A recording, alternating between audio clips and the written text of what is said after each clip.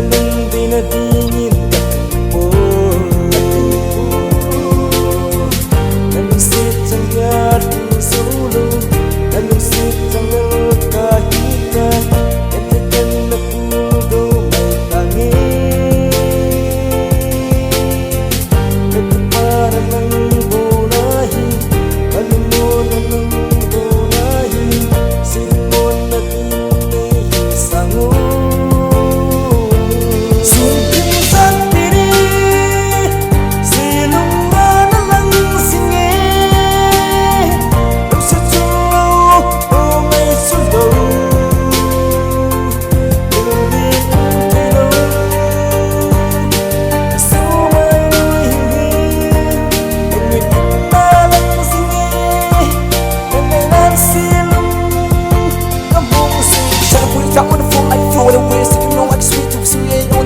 we're one to be as you so some like banana happy one thing bamboo like me listen to my ears around like it's a flow I can't wait till the moment is put on sing run lang sing with me kill sing kila mo nang from sing na tigil na kadung mo na kipana nang muna higo may hit sangin ito ng babang levong titi nang lulong sidang kanay puler simple singahin na nagkamuliting tusong sabayin tik parang gading fit sinahin sangin tumilay hiti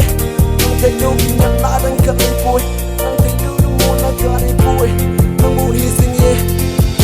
Ang sakit ko tungsit Tungsit ang iningay Litsum Itihingan tinatulog